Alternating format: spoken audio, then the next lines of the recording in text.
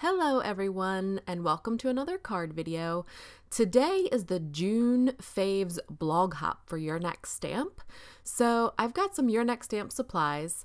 This wave panel die comes with this small porthole, but we're going to break out this MFT one. So this is my test card that I made prior to making the video. We're going to start with this piece of Neenah 110-pound cardstock and my craft mat. And we're going to do some ink blending. We are going to take this My Favorite Things mini cloud stencil and some Distress Oxide ink in Salty Ocean. We are going to ink blend these clouds on my background.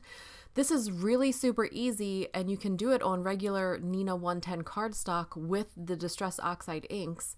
It's super easy. I do mess up right here. And I got a big old blob. That's a blob. But it disappears. I'm going to continue, keep on keeping on, and you can't tell. So I love this beautiful blue background, but we're going to use some iridescent spritz from Hero Arts to make it even better. Okay, but I gotta break out my homemade color cubby. That's a diaper box. And we are going to lay the iridescent lay the background in the box so that we don't get shimmer everywhere. And then we're going to spritz it with this beautiful shimmer. It does leave like a white iridescent tint, so it's not perfectly clear. But look at that. Isn't it beautiful? It's so pretty. We are breaking out the big shot. I need your colored pencils tomorrow. Yep. Okay. I'm gonna save for later. Do you need help? No, yeah. All right, let me help you. Thank you. You're welcome. That the colored pencil crisis was averted, I'm cutting down this piece of Neenah with the Your Next Stamp stitched rectangle die.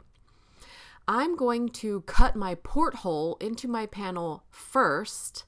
Okay, so I want to get all the die cutting done first so that I can switch to my embossing sandwich. And we're going to take the Your Next Stamp wave panel die and we're going to emboss that on our front piece of cardstock.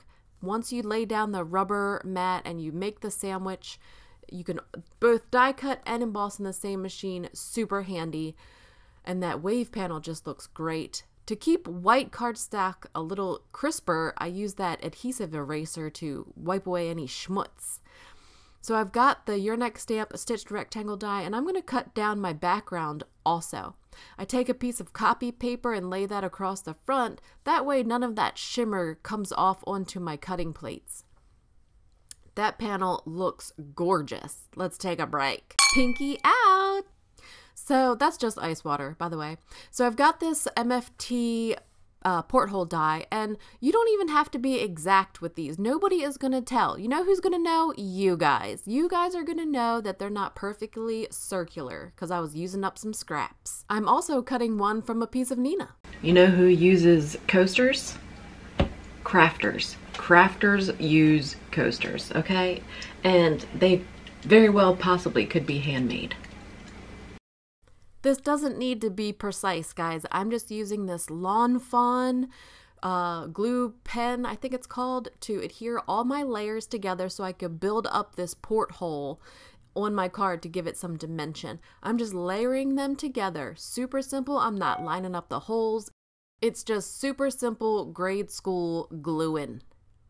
So now that I've got all of my layers on this porthole built up, I'm cutting the palm tree from the Beach Day Die Set by Your Next Stamp, and I'm grabbing a few Copic markers from my collection, and I'm painting the leaves green, and I'm coloring the trunk brown, and I'm coloring the sand in a lighter brown.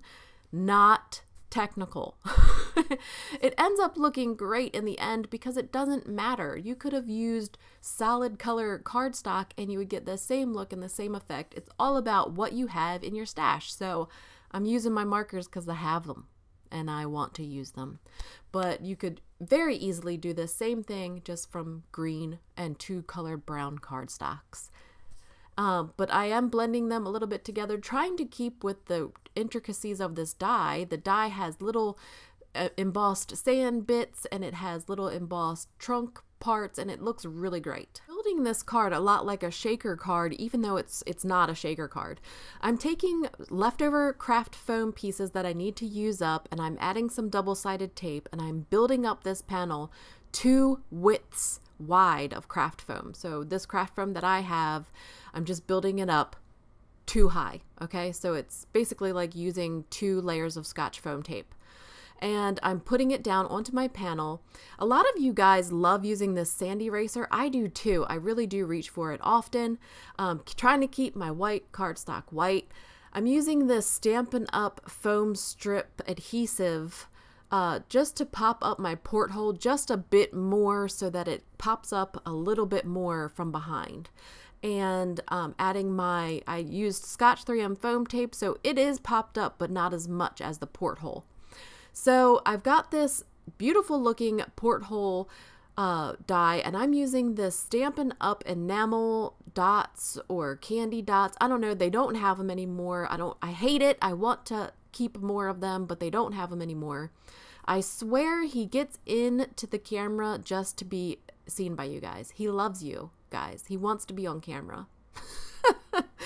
So I'm just popping up this panel using some double-sided adhesive by scrapbook.com. It's super adhesive. It's going to hold it there where I need it to be.